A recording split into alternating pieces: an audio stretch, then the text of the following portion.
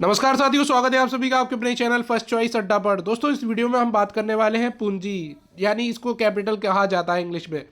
देखिए, capital capital क्या होता है? एक कोई भी व्यक्ति जब अमाउंट कुछ पैसा लेकर आता है बिजनेस के अंदर, वो कोई व्यक्ति, कोई प्रोप्राइटर भी हो सकता है, सोल प्रोप्राइटर हो सकता है, कोई पार्टनर हो सकता है, बिजनेस में पैसा लेकर आ रहा है, और जो भी वो पैसा लेकर आ रहा है उसी को हम कैपिटल कहते हैं। ये मनी की फॉर्म में हो सकता है, एसेट्स की फॉर्म में भी हो सकता है। मान लीजिए कुछ पैसा ले आया, कुछ एसेट्स भी लेकर आ सकता है साथ में। एसेट्स, आप जानते हैं एसेट्स क्या होते हैं? कोई भी फर्नीचर, कोई भी मशीनरी, ये सब एसेट्स की श्रेणी में आते हैं। नेक्स्ट है liability of business towards proprietor, यानी कैपिटल को एक लाइबिलिटी माना गया है। कैपिटल का मतलब ही एक तरीके से लाइबिलिटी है।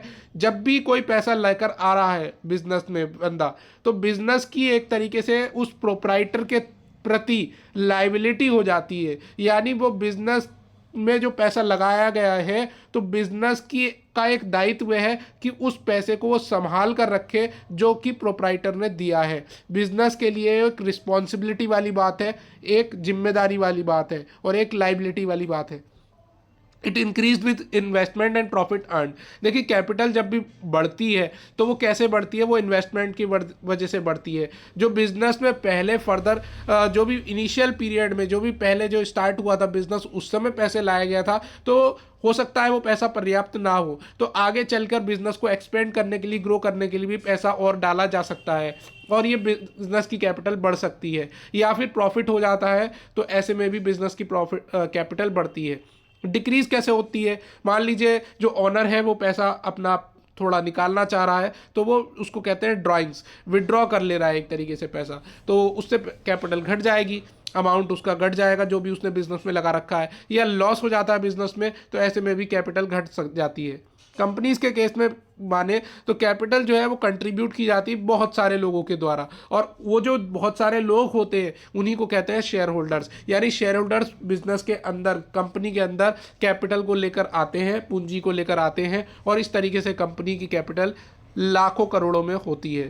Considered as liability under business entity, इसका मतलब ये है कि जो बिजनेस के अंदर जो लाइबिलिटी है, वो एक तरीके से कैपिटल एक लाइबिलिटी ही मानी गई है। ऐसा क्यों माना गया? कैपिटल को लाइबिलिटी वाली उसमें हेडिंग में क्यों लिखा जाता है? आपने देखा होगा बिजनेस में जो बैलेंस शीट बनती थी उसमें एक तरफ लाइबिलिटी, एक तरफ एसेट्स लिखा जाता था। अब लाइबिलिटी के अंदर कैपिटल को लिखा क्यों जा रहा है? इसका एक मेन कारण बिजनेस एंटिटी कंसेप्ट ही है। यानी बिजनेस एंटिटी कंसेप्ट ये कहता है कि बिजनेस और बिजनेस का ओनर दोनों अलग अलग हैं। उनके दोनों के ट्रांजैक्शन जो भी हो रहे हैं वो बिजनेस में नहीं लिख सकते एक साथ।